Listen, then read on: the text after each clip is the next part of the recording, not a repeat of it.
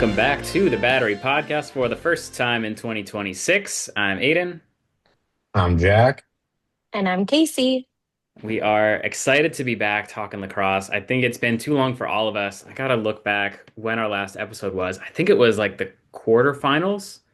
Yeah, so we didn't even recap, obviously congrats to the Atlas, but we're not too happy for them.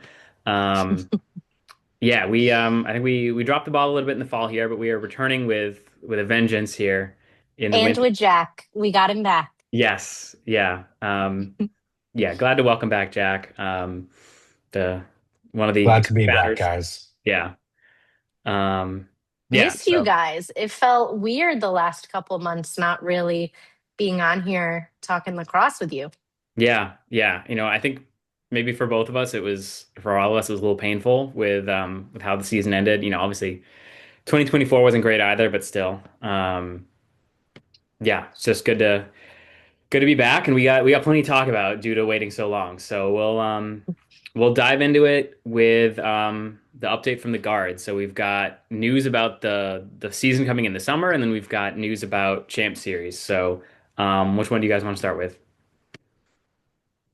I mean, let's go champ series. Yeah, That's chronological order. First absolutely. up, So the schedule's out, so we know when the Guard are going to be having their pool play games. As the PL you loves can to. get tickets too. Yep, please do. Changing the schedule and the format. So previously it was like all in a week, ending on President's Day. They're starting later now.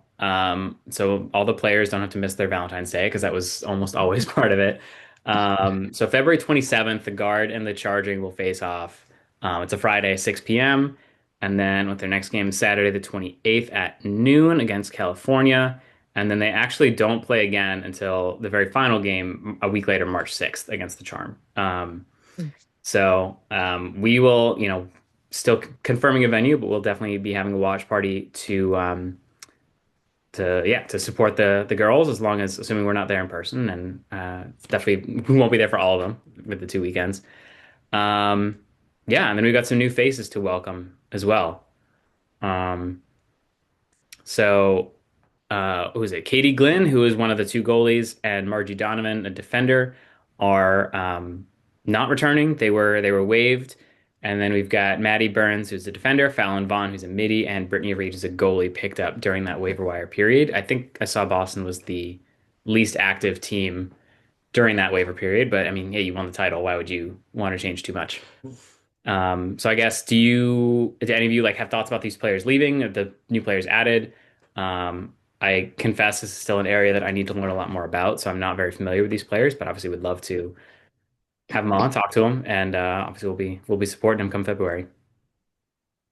I think I was a little bit surprised when I saw that Katie Glynn um, got cut or waived. I feel like I remember her doing really well. Yeah, Am I honestly, imagining that? I wonder if it is just a schedule thing. I would imagine for some of these players, with it being spread out long, I'm still not sure if players are like going down for training camp the first week and then flying back during the week to like work potentially, and then would be flying down again, Mm, or if they're staying there for a full week, which would, or I guess it'd really be more like 2 weeks probably, because I think they have 3 days of training camp before. mm, So maybe for these two, they just couldn't make it like logistically work out. mhm. Because I agree. Obviously Rachel Hall had an incredible performance in that title game, but I feel like she and Katie were toe to toe up until that point. Yeah. And this is just for Champ Series, right? It's not for the regular season, or Well, it is. um, I might be wrong, but my understanding is that the waiver period, like these are the rosters for Champ Series, or are the only rosters that exist right now. And Mm, then going into, that full summer season, there'll need to be some other kind of draft. And I don't know if the guards still have like first rights to these two players, and same with mm, other teams for the players that they waived, or if or if they're just like full free agent period, and if the Charm really like Katie Glenn, they can take her. So okay. that I think we'll need some clarification from the WLL.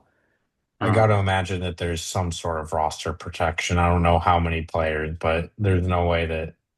Charlotte North is not playing for the guard Oh, no, no. in the So summer. I just meant for Glenn and Donovan who were released from Oh, the gotcha, Champ gotcha. Series. Yeah. No, Yeah, yeah, absolutely. yeah. Everyone who's on the Champ Series roster is, I'm sure some that there'll be some waiver movement again, but I would think everyone is still on their roster unless they're released Yeah, from the team. But right.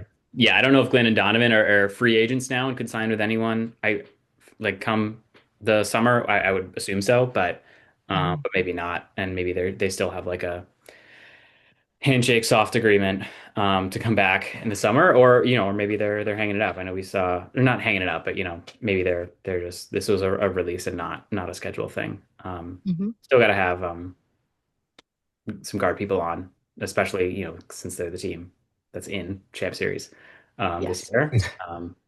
Boston's got to defend our crown as the undisputed kings of sixes. So we'll At least on the women's side. yes. I mean, as long as Boston's there, they've won. So I think True. even, whoever winds up winning it on the men's side this year, until they beat Boston, they can't say they're the best.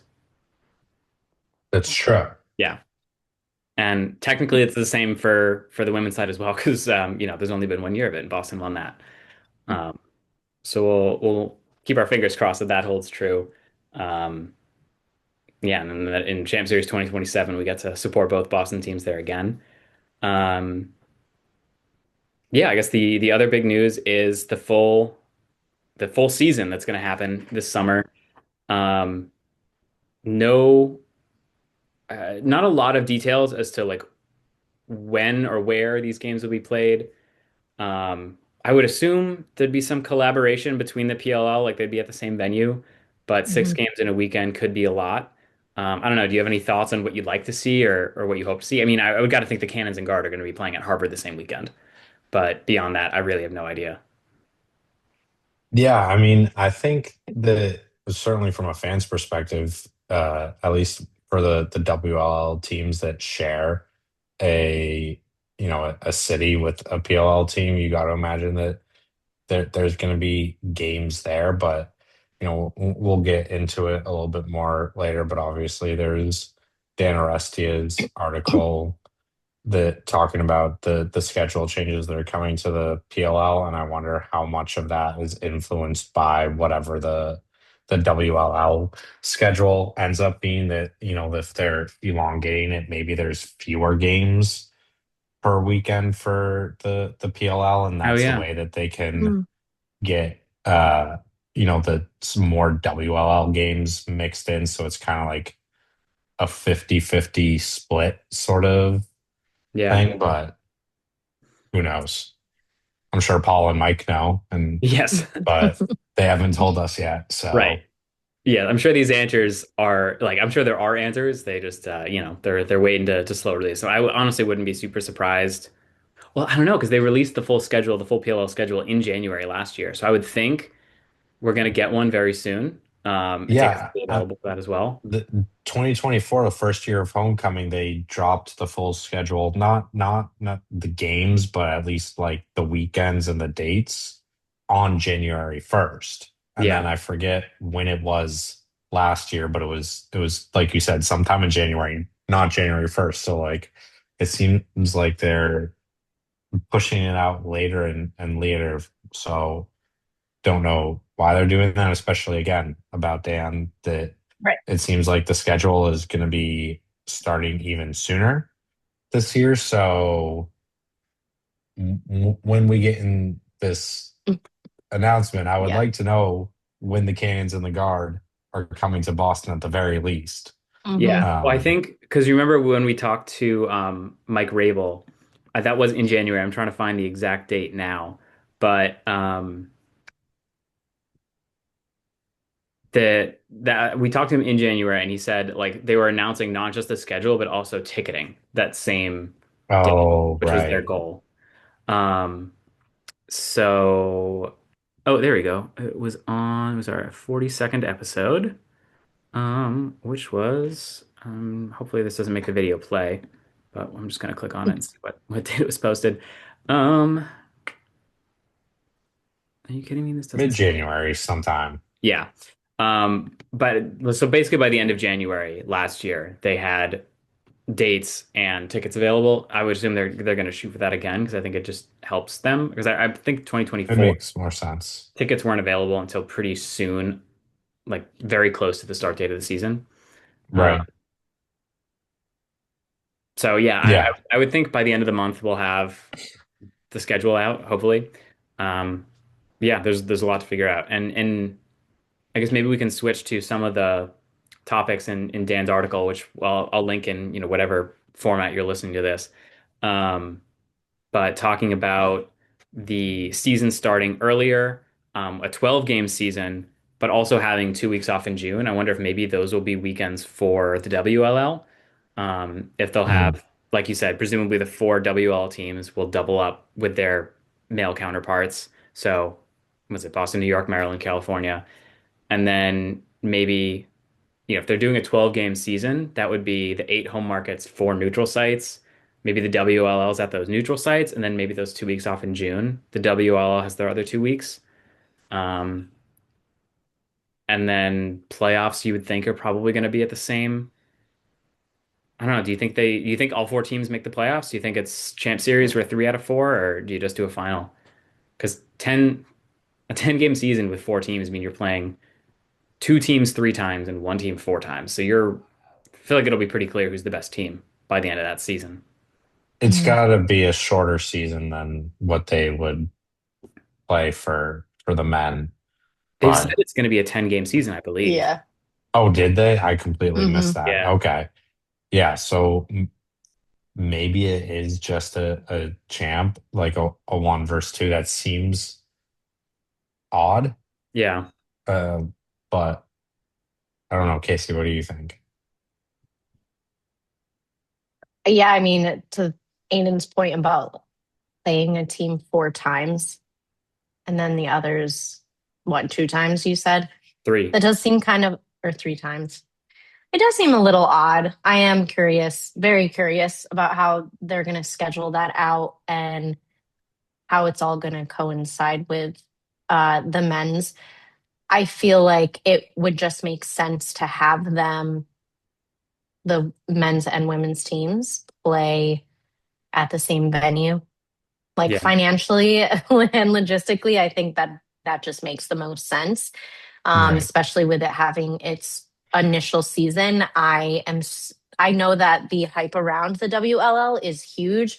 We saw such a great glimpse of that at Champ Series last year, but it's its first season, right? So it's not like it's going to be drawing in crowds that big to have their own weekends yet. And that's just my opinion. I could turn out to be totally wrong. And yeah, you know what? I hope I am. But I just don't think that it's not there yet to have their own weekends at their own venues. Yeah. I Talking think, about scheduling, though, kind of changing the topic, but like the with the season starting, whatever it is, May 9th, what's going on with Memorial Day weekend then? Like that's going to be mm, such a chaotic weekend for lacrosse fans. Like you said that the 2 weeks off are in June.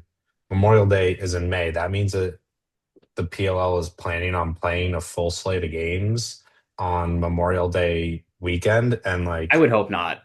Um, I'm going to just count on the calendar how many.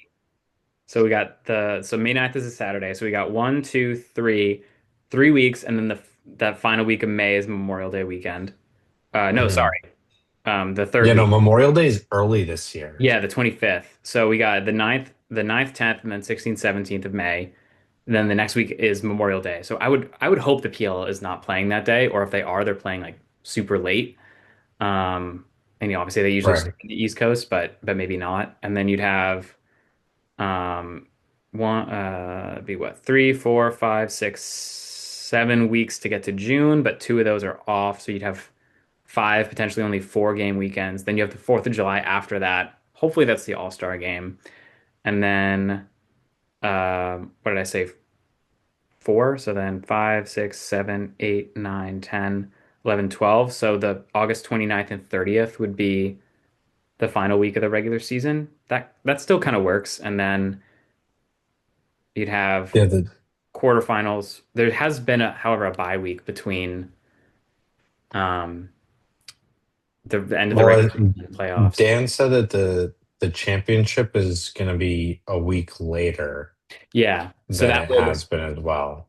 if August 28th or 29th and 30th is the last week of the regular season, then Hmm. September like 5th, 12th, 19th is the first three Saturdays of So they would go straight through then. potentially.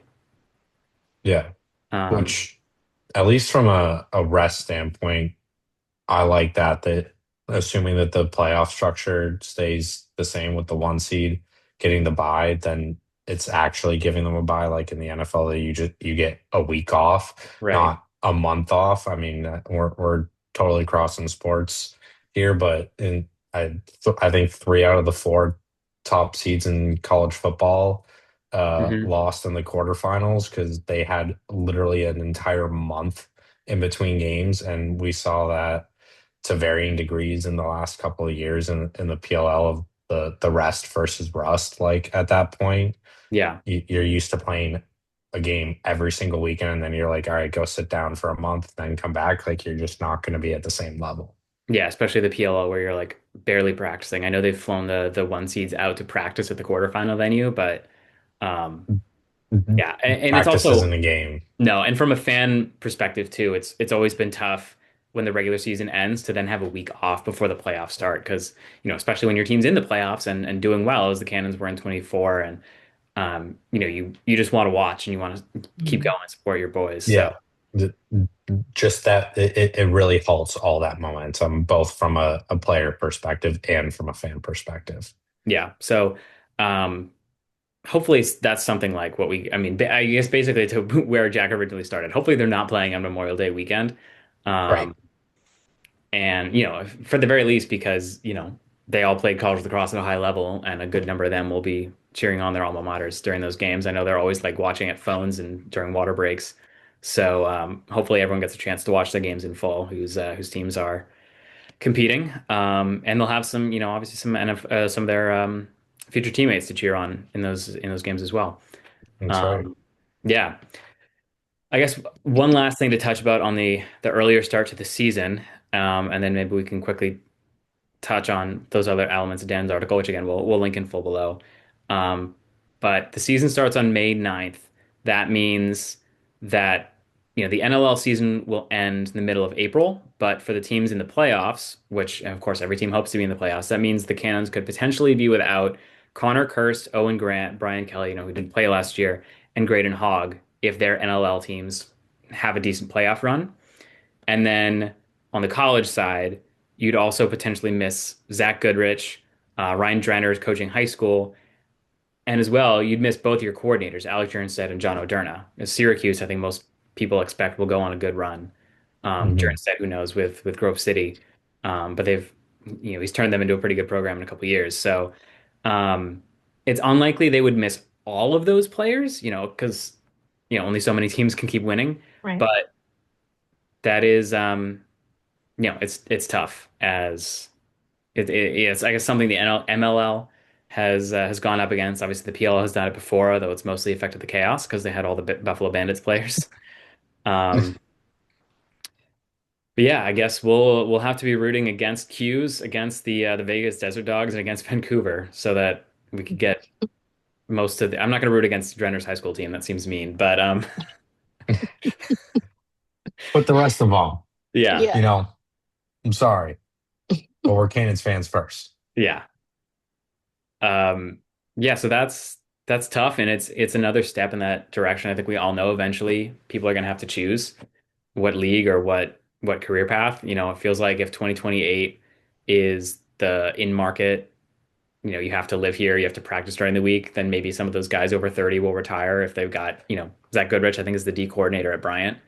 It's a Mhm. good job. You could probably move up to a bigger school at some point for him too. So we want him to keep playing for the Cannons as long as he wants to, as long as he can. But it's And kind he's of basically local. yeah, that's true. Like you definitely could get from what Smith, Rhode Island or wherever he actually lives to Boston, um, Yeah. but that's a tough commute to make several times a week. um, Yeah. while you're also supposed to be coaching a Division I college practice. Yeah. Um, Yeah. Traffic down that way from the city is brutal. yeah, unless the Cannons are practicing at Foxborough, which lacrosse would have to take off in a major way for that to be happening anytime soon. They could be practicing in Everett. Yeah, Not that that makes it any better, no, but Right. worse actually for him. Yeah. yeah. But Mm. Yeah, we that is want to still touch several on. years away, but I guess that we should basically expect to be missing a couple players. I think well, most teams will be missing some players the first Mhm. couple weeks.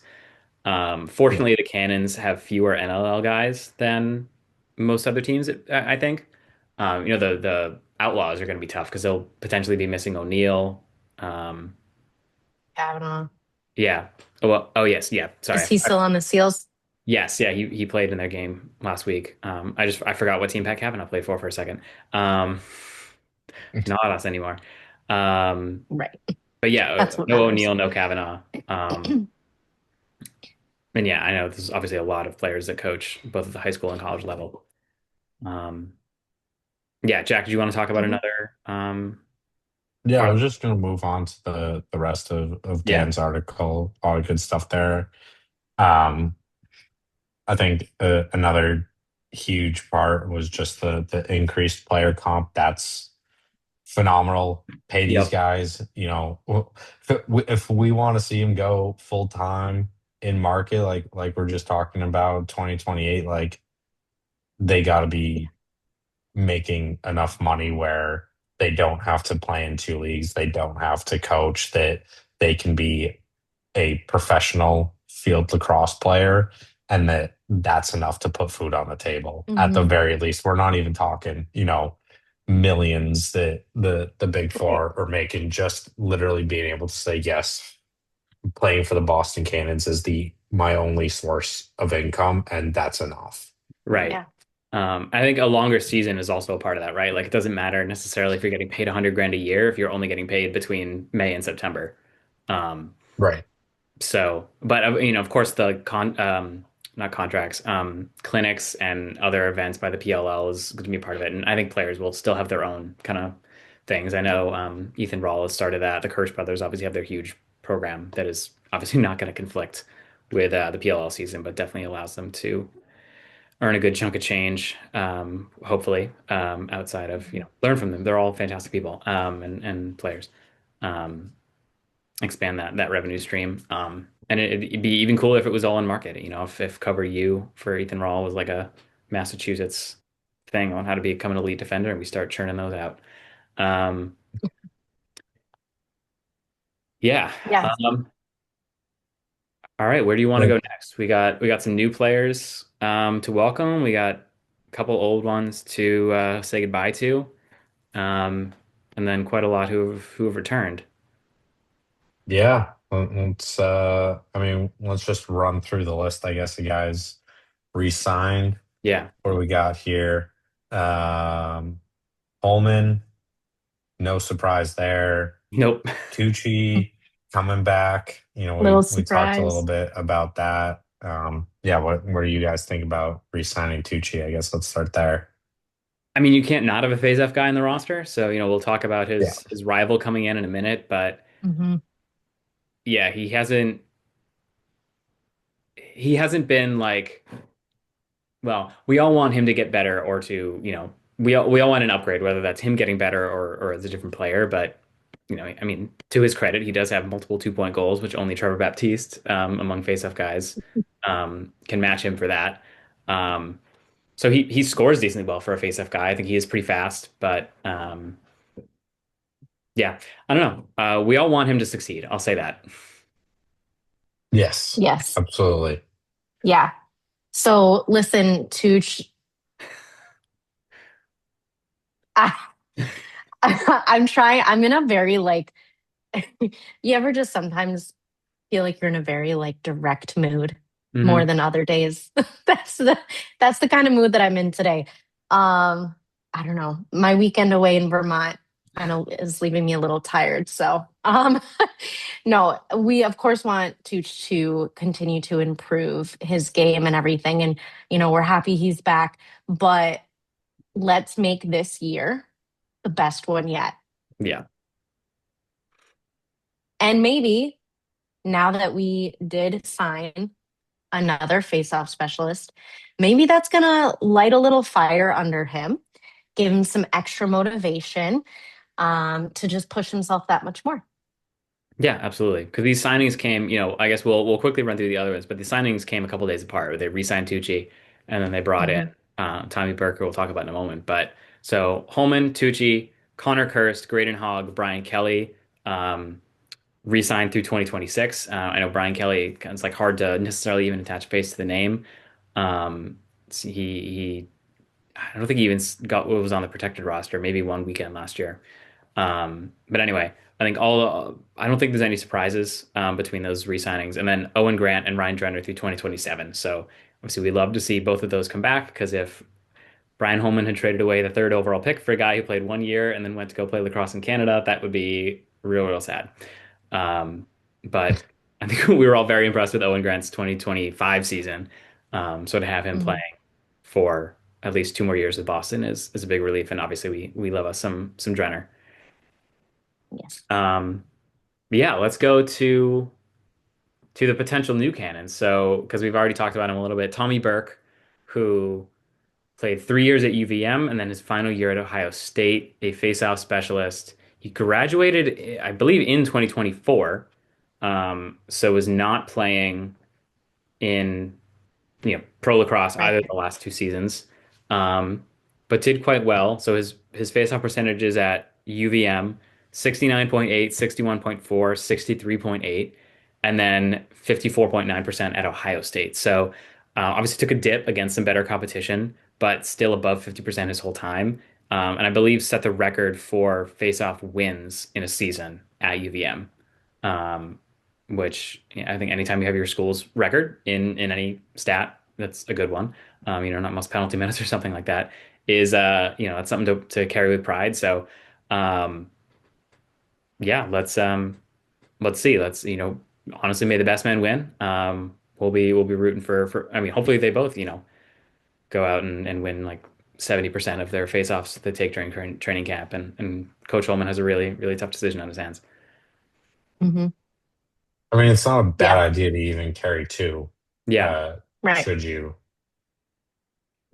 like? Hmm. I Yeah. would, you know, although Connor Kirst is essentially the backup Yeah.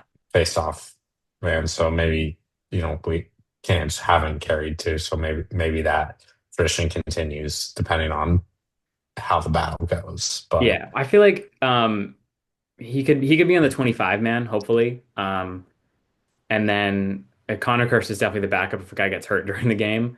But then, right, obviously we hope they all stay healthy the full year. But if whoever wins the job, it would definitely be good to have a guy on the roster already and not need to go hunting for him. But fishing. let me see. Yeah. If you Connor. look at his social media, specifically Instagram, I was looking at it earlier today, and he is like through and through a lacrosse guy. He graduated from Ohio State with an MBA, I believe it was. And looking at his LinkedIn, which hasn't really been updated in a while, it doesn't look like. Um, but it doesn't look like he's working in finance or business right now. And he's just really like dedicated to his sport. So it looks like he does stuff with Face Off Academy. And we know, they're doing clinics all year round. And he posts a lot of videos on Instagram about his training and like advice and whatnot all around lacrosse. So I do really like that. um, it just seems like he's just 100% lacrosse guy, may or may not have very many distractions, and just spends a lot of time on his craft. Oh, that's More fantastic. than someone would be able to do if they have a regular full time job. Yeah. Right. Well, that's also just great that he is so active still in the game, given that he graduated in Mhm. 2024 and hasn't played professionally since then. Yeah. Or well, he never played professionally, Yeah. period. So he hasn't played it. I mean, I'm sure he's playing in, men's leagues, but hasn't Hmm. played at a high competitive level in what will end up being 2 years by the time the season rolls around. Yeah. Hmm. Rip to anyone who had to go against him in ULAX the last season and a half because I'm sure he was taking out all that I should have been signed to a professional roster frustration on whoever had to face off against him. Yeah, I Glad it think wasn't me. Yeah, me too. I think I saw that I think it was him that he's in Miami. That's where he lives. I think he's from Or Florida. Yeah. okay.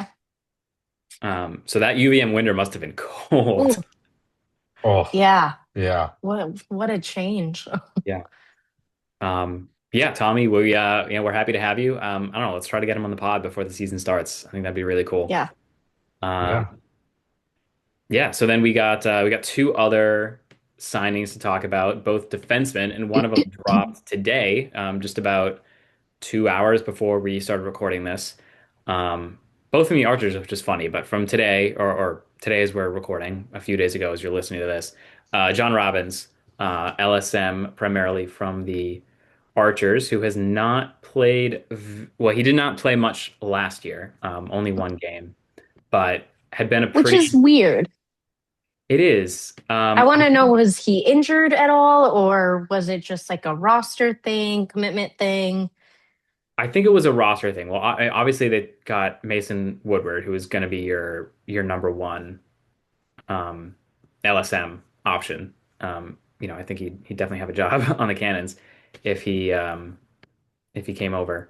But I cannot for the life of me remember who their other LSM is. So I'm pulling up their roster now. But yeah, I mean, he had a great rookie season. He's played a good number of games his first 3 years. Mhm. Um, no, Robbins was the other. Oh, Mitchell Dunham, Cam Wires. So it was their close D was Hasek, Jeffrey, Lavelle, and then I think Wires played a lot of LSM and Mitchell Dunham as well. So yeah, I think he just got a little bit squeezed out maybe, but yeah, we're glad to have him. He also Yeah. did quite well for the Archers and Champ series, if I'm remembering correctly. So fingers crossed the Cannons are Mhm. back there, but it's good to know he can pick up a Yeah. shorty if need be. Yeah. Um, I He think was also part of the Archers when they won their back-to-back titles that's too, right. where he played, I think, like 9 games in the regular season for the his first year, and then I think 6 or 7 in the second year, which both those years were when they won. Yeah. And it looks like, yeah, and he played 2024, he played in both their championship games or their playoff games, and 2023 he did not play in the postseason. Um, but I mean, regardless, he's definitely a proven player. Only two career goals, so he's not necessarily a push the offense type of guy. Um, but it definitely feels like he's not necessarily just like a depth backup piece. He's like potential like I don't know. It's like I don't know. Maybe he is because you're probably still hoping it's Owen Grant and Ethan Rawl as your LSM, and then you've got Jack Hilty down low for sure. Garrett Epple as of now we still have, and then the other I thought he defense was a free agent. he is a free Yeah. agent. Um, Okay. yeah, but I'm just assuming he's either coming back to the Cannons or retiring. And I don't know which one of those is more likely at this point. Feels like even if he's made his decision, the league might still just be waiting because they like to space out the news. Um, True. yeah, but and then I guess I know Casey, you wanted to talk about the draft. It feels like the Cannons definitely will and should take a top defender in the draft. Um, Yeah. so it feels like Robbins has every chance to make the roster, and then you maybe put Mhm. Grant down low, or or he's like a third string guy if because someone's gonna get hurt, someone's gonna have a bad day, someone's gonna miss a flight or something, and he's gonna be Mhm. capable of suiting up. Um, Yeah. yeah. Well, the other player, Colby Bars, who's also from the Archers, he also played in college and high school. He played LSM, and then he actually went back and forth between playing LSM and closer defense before eventually, I think in his junior and senior year, he ended up just playing closer defense for the rest of his college career. But that's somebody who, although doesn't have as much time as a pro, definitely has that, he's a multi-way player, Yeah. which I always love to see. Oh, absolutely. Yeah. The more versatility you can bring, the better. But yeah, in comparison, so John Robbins has 4 years as a pro and has played, Mhm. can't do the math in my head, but something 20 something, almost 30 games. Bars has three, two in 2020. No, I just three in 2024, two in the regular season, one in the playoffs, but then nothing last year. So was, essentially free agent by the PLL's rule if you don't play in 30% of your team's games. Um, Mhm. yeah, I feel like he's a player the Archers are okay with losing because obviously they drafted phenomenally well in getting Woodward and Lavelle their last two drafts. Um, so yeah, I mean, obviously he hasn't had much of a chance to shine. You figure, he's not as good as Brendan Lavelle or Mason Woodward, but you can absolutely still be a very solid pro and not be as good as either of those two very talented players. Yeah, it'll be cool if he hopefully he gets a chance to shine, but it feels like similar to John Geppert last year. Maybe this is a little bit more of a depth signing. I wouldn't necessarily be surprised if we didn't see him actually suit up for the Cannons in the regular season. Um, but yeah, maybe I'm wrong. Hopefully he can, prove me wrong, prove Chris Bates wrong, and I don't know, set out on an all pro campaign or something like that. Yeah, they're another two that are, from what I found, from my research about them, they're both lacrosse coaches. That seems to be what their jobs are. Um, I think I don't remember where John is from, but Colby Bars is down in, I think, North Carolina, or the Baltimore area. Um, Looks like his fiance is a NFL cheerleader for the Ravens. Hmm. I just assume they're somewhere around that area. Um, Thought that was kind of cool for any of the girlies that are watching. And then yeah, I mean, I just really like that they all three of these guys that we're talking about, they all are essentially coaches and just are really super focused on the sport. Yeah. And do you know what level they're coaching at? Because something as we're talking about the season starting earlier, maybe they're like Mhm. backup plans if they're not able to if someone on the Kansas, if Owen Grant's still playing in the NLL Yeah. playoffs. Looks John like, Robbins. go ahead, Casey. Go ahead. No, no, John you got it. Robbins is a high school coach. Okay. And then I don't see what Colby Bars is. Okay. Did you happen to see that, Jack? No, I was just looking at John right now, so I haven't pulled up Colby. Let's see if we can find him on LinkedIn. That'll I might say it. Which I got that up here. Um, yeah, I guess if they're both high school coaches, that doesn't necessarily help. Well, looks like yeah, Colby's in North Carolina. Looks Um, like he's a club coach, at okay. least. Mm, So yeah, so oh, Team 91 Charlotte. Yeah, so who knows, Yeah, honestly. Um, they play basically year round. right. You hope that he's part of a big enough staff, I guess, that it would be okay if they yeah, 'cause you got to figure they're both gonna make every effort to be there for all of training camp and for week one because that's got to be their best chance to crack the roster and keep their careers going. So mhm. yeah, I think Yeah, no, go ahead, go Casey. ahead. I was just gonna say with Colby, I know that he just graduated from Towson in 2024. but he studied biology, I guess, and he wants to, or at least he did want to become an orthodontist. So, Mhm. I'm sure that if as long as he still has those aspirations, he's going to be going back to school for that if he hasn't already.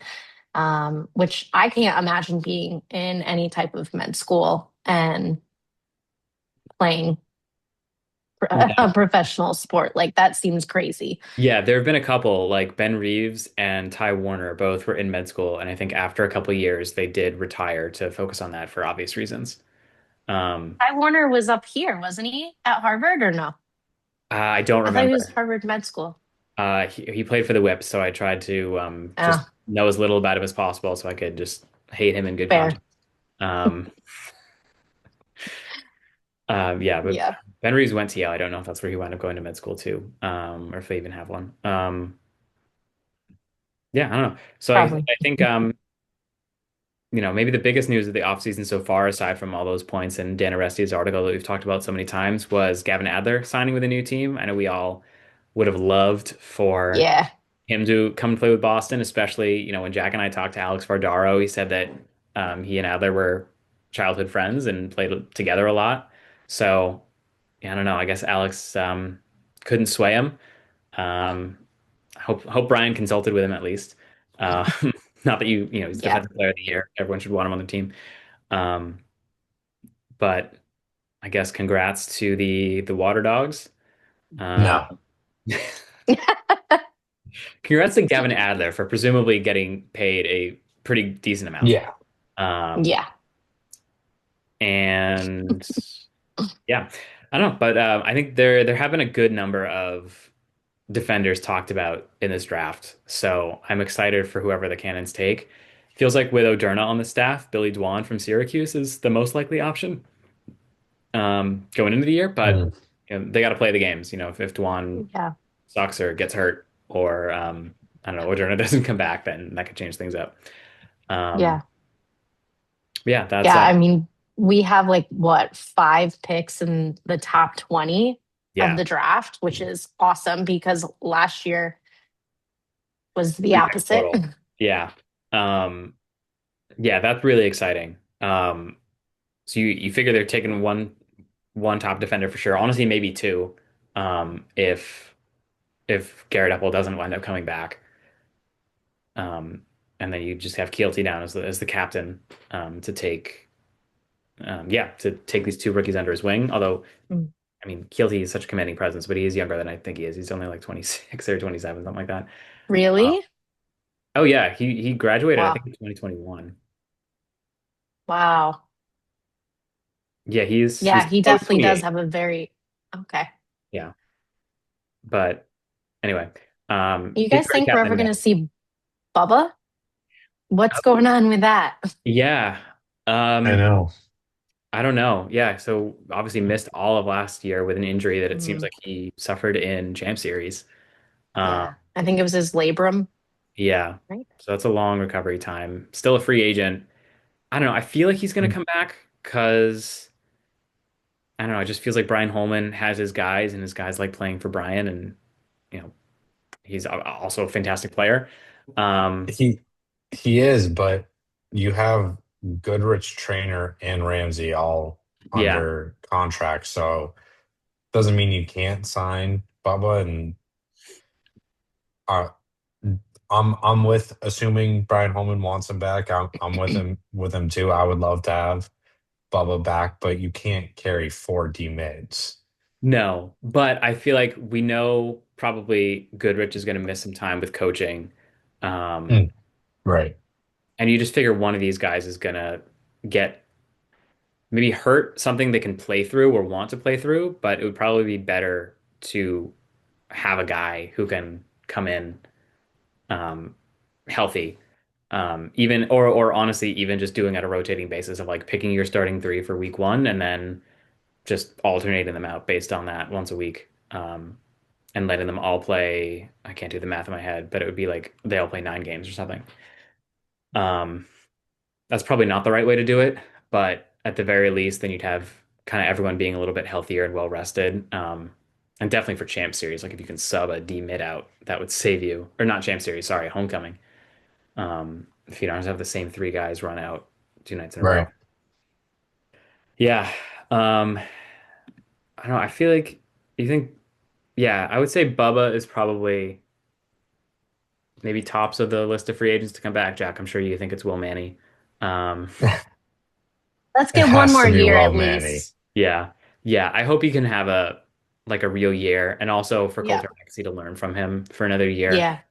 Um, does make things a little bit more complicated with the roster if you need to put Maxey, in at midfield for a few games or whatever. Um, Mhm. but I just feel, I mean, he played really well when he did play, so I can't really, yeah, just for Hmm. him to after what he went through last year to get a full season with Boston to kind of close out his career, I think would be really special for him and for us. Yeah. Agreed. Yeah, and then what other Canada's other free agents? Adam Gittleman, who again he's either retiring or coming back to That's a Boston. sneaky important one. Yeah, Yeah. That's a sneaky important one, I think, because obviously you need a backup goalie, and he's a good backup goalie just in terms of God forbid something happens to Kirsty, he can step in. But as we talk about, like the assistant coach aspect, he's essentially like a third yeah, assistant on the staff. And if we're throwing in the fact that the season is starting earlier and who knows what's going on with Dernstead and Moderna. Yeah, Derna, excuse me, thank you. I can't believe I just blanked on that. But like especially if Syracuse, like say Syracuse goes on a run and Moderna's not there the first few weeks, Gittleman absolutely could just act as the defensive coordinator for sure. until Moderna comes back. So I think that's a massively important and massively underrated signing that needs to happen. Yeah, I agree, and I'm sure it's going to. Like either he just decides he wants to be done. I feel like coach can talk him back into it for one more year, hopefully. Also, that reminds me, I believe on the Cannons page, it still lists Jim Mitchell and Kyle Hartzell as the assistant coaches. So Does it PLO, really? yeah. God, I hope not. And Kyle Hartzell is also still in his jersey, his Cannons jersey, not in a polo that you would expect the coach to be wearing. So like, I don't know. I don't know who dropped the ball on that one, but let's update that, please. Yeah. Yeah. Also, the polos still say Cannons Lacrosse Club, Yeah, I get it. and yeah. Anyway, So bit of a tangent there. Anyway, Yeah. but yeah, I Well, I go would ahead. love to see Gittleman, Manny, and Holman together one more year on the same team, fighting for that championship and winning a ring together. Yeah, And then, not that I want them to retire, but I would love, I mean, those guys are so close and they work day in and day out with each other outside of the PLL. So, I mean, it would just be so awesome to see them win together, yeah, um, ride at off least into the once. sunset. absolutely. Yeah. Because if Yeah. I'm remembering correctly, Manny has a championship with the Lizards from 2015. Holman has one with the No, Machine. no, he was still he didn't go Oh, there he was. until 2017. Okay, thank goodness. But that means I believe then that I Will don't Manny, think Manny has a ring, right, nor does Gittleman. He has a college national championship, but I gotta think that's something and that Holman has one with the Machine. Ohio. Yeah. Yeah, Mm, Obviously not that I want all three of them to like I don't really ever want them to leave, but right. feels like if we can send them off with the championship in 2026, um, that would be just the perfect way for all their time here to end. And Yeah. yeah, and then we'll turn it over. It's weird seeing Yeah. PLL players with a three at the start of their age. So we'll Yeah. hold on to those guys for as long as they can, and obviously, Hmm. I think Holman and Manny are each in the top 10 in PLO scoring history. So, or just, lacrosse history, scoring history, including their MLL points. Hmm. Um, yeah. Yeah. And we've got Jules and TJ Camizio as Yeah. well on the list of free agents. Right. Jules, I would love to see Yeah. back, even like to compete for a spot or to be a guy who plays maybe 5, 6 games a year. And yeah, TJ, again, I Hmm. feel like it'd be a depth signing. I don't know what his professional obligations are, but again, if someone's not going to be available, if Bubba doesn't come back, it would be good to have someone else um, week 1 or week 2. And Yeah.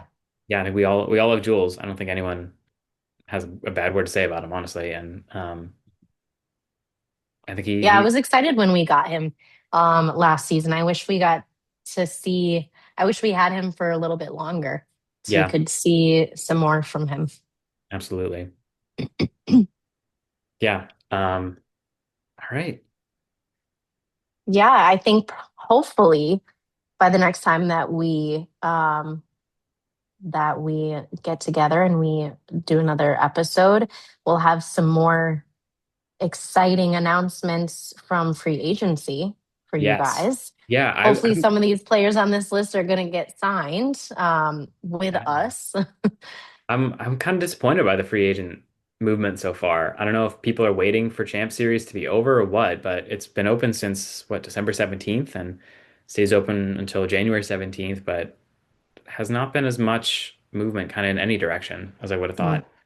thought. Um, yeah, but yeah, you're right, Casey. Hopefully by the time that we're talking again in a couple weeks that we've this list of Cannons free agents is shorter and we've I don't know who else I want Maybe to. there's a few other signings too. Who Yeah, yeah, knows? absolutely. Third, Blockbuster trade? yeah, Who I'm knows? here for it. yeah, absolutely. Um, Whatever we got to do to win, yeah, honestly. absolutely. Um, all right. Great to be back talking with both of you. I feel like we've covered all the Cannons news there is to cover so far, since we last saw each other and saw you, the dear listener and viewer.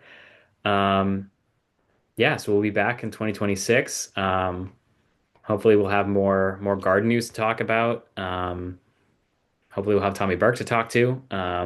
Probably DM him Season once this call's schedule. over. Yeah, but yeah, hopefully the season schedule's out by the next time we're talking. I feel like Yeah. whenever it is released, we're gonna be on the mic shortly after.